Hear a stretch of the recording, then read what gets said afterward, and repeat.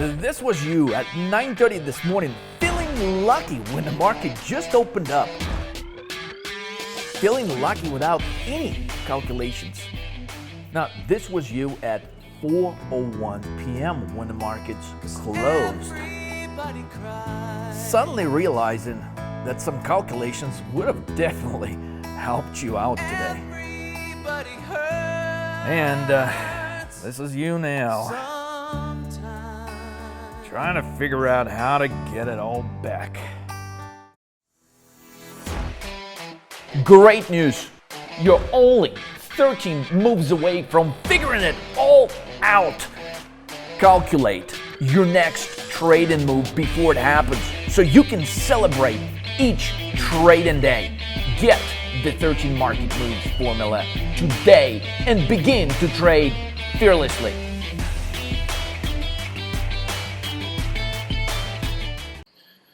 Guys, it's August 22nd, 2019. Powell is going to be giving a speech tomorrow at 10 a.m. Eastern Time, so all eyes of the markets are going to be drawn to what is actually going to be said and what kind of clues and indications are going to be mainly given beyond the September potential rate cut. Now, one thing to consider in short-term trading, guys, is the market behavior. So when the expected actually happens, the unexpected follows. So the expected is the fact that, yeah, Fed is going to play alone. There's a lot of pressure on Powell to play alone with the pressure of Trump and so on. But really what you got is a situation of a stalemate. It doesn't matter what the heck he's going to say, the market is going to drop. So we're targeting a level of 27.55. Damn, Leonardo, but the market is at your magic number of 29.31. Yes, exactly. So we can potentially, when he begins to speak, actually make a spike higher. But that spike that we're considering shorten and 27.55. I know it's a number that's like 180 points off from where we're currently trading, but it's an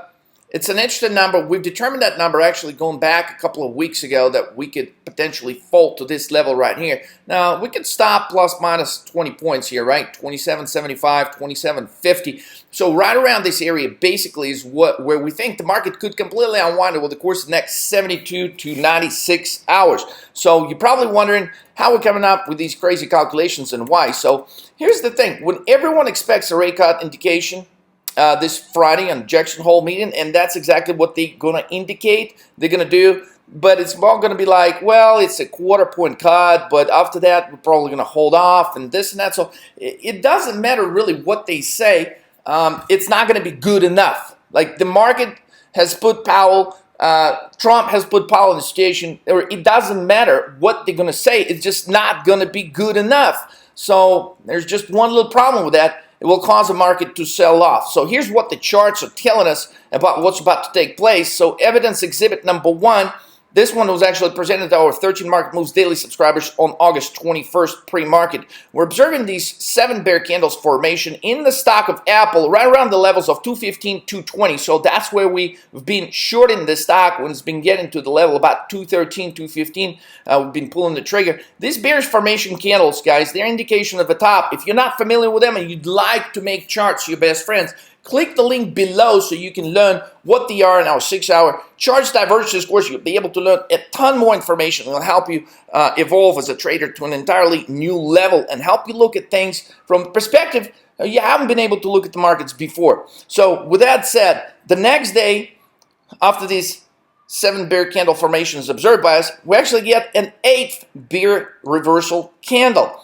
And today it looks like we're heading for a red candle formation, which is also clearly bearish. So that tells us the following picture, that if Apple's drop, all your semiconductor stocks are also going to tank. So basically, piece of evidence number 1 here tells us that Apple and the semiconductor stocks are about to go lower. Evidence exhibit number 2, huge increase in put buying activity across the board in tech sector. Guys, we're seeing a lot of institutional investors buying October and January put expirations. They're pretty much out of the money. In other words, these guys are buying stuff that's, 10% out of the money price-wise. Let's say if the stock is trading at, $150, they're buying like 130, 125 strike puts. They're expecting pretty decent drop to potential materialize between now and October. And, that is alarming because we're not seeing this kind of put volume buying activity in a very long time. So some of them clearly are buying it for protection purposes, just in the event things could drop. But the fact and the volume at which they're doing it, specifically in the technology sector, is something we're not seeing in a long time, guys. Evidence exhibit number 3, bearish pattern prevail in other cloud stocks going to this Friday. So we got Apple representing, the semiconductor sector possibly tanking as a result of this correlation between Apple and the semis. We've got some things that are pointing also to a cloud sector moving lower into these Fridays. Here's what we're observing. So, for example, we'll take some key stocks that have been very popular among institutional investors. So, for example, ServiceNow. What do you see? It's a head and shoulder. It's pretty easy, guys.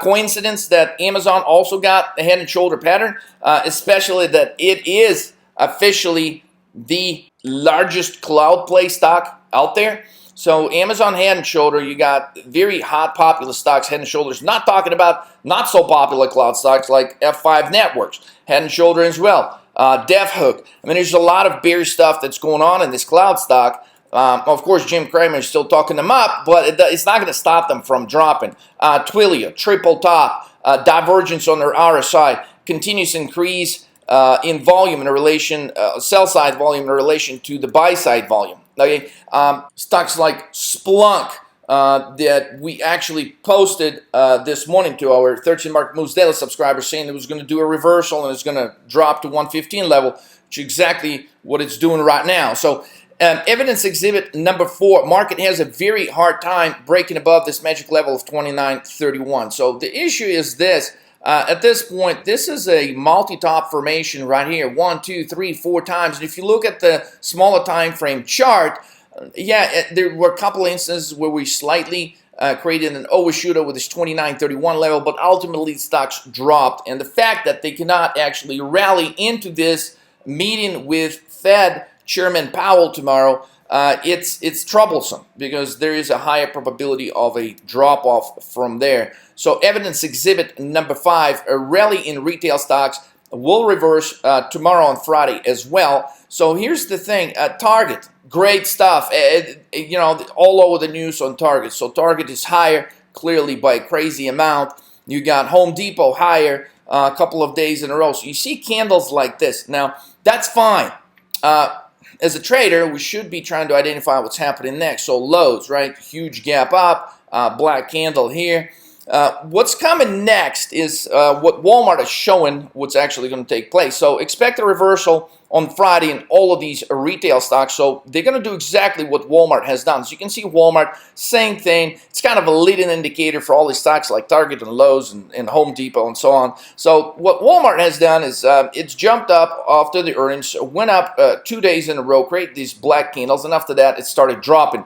Now, the important thing is not that the fact that it just squeezed a higher 2 days here after the initial pop, but the fact that the magnitude of the reversal was quite huge. And interestingly, the next day, it does it again. So a second red candle on Walmart. Okay, so this is very important, guys, because this is actually showing that all the retail stocks are going to be falling. So we got Apple, semiconductor stocks falling. We got cloud stocks falling. We got retail sector falling. How do you think the indexes overall are going to look? Well, they're going to be in the red. So evidence exhibit number 6, hot stocks are getting cold.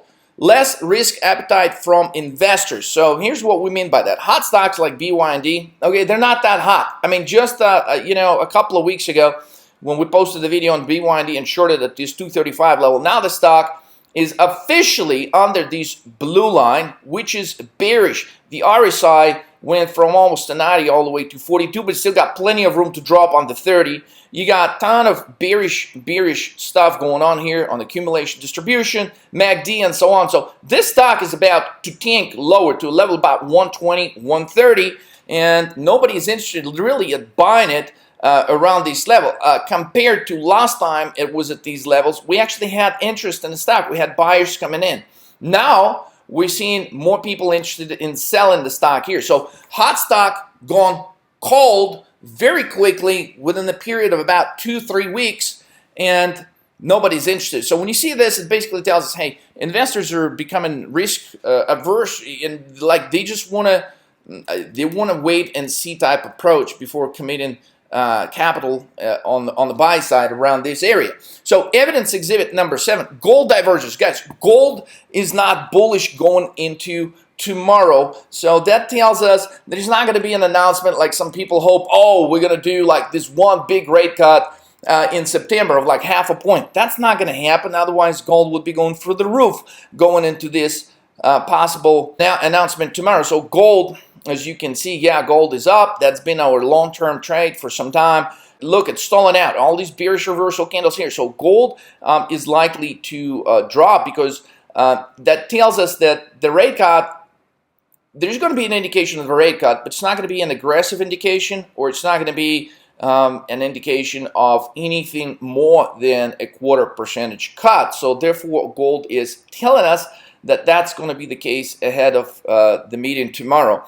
Now, the exhibit number 8 is your overseas indexes like Japan and Hong Kong. They're pointing to a further drop, and since Nikkei's had the highest correlation with the S&P futures, okay, let's glance at the chart of Nikkei here. So very bearish stuff, okay, trades under the orange line and the blue line. It's got a ton of black, more of a bearish creation type formation candle. So likely for Nikkei, Tokyo Nikkei averages to drop from here, not go higher. So this looks very, very bearish, guys. Expect a drop. Now, there is one thing that is a concern across all the charts examinations that we've looked at. The only thing that points to a move higher is the MACD indicator, which is about to make this bullish cross right here. So that is something to keep in mind. But besides that, there's nothing really bullish out there. So the question is, will MACD indicator win over everything else out there? I don't think the answer is yes in this particular time frame. However, throughout the history, it's been pretty consistent, showing the reversals higher.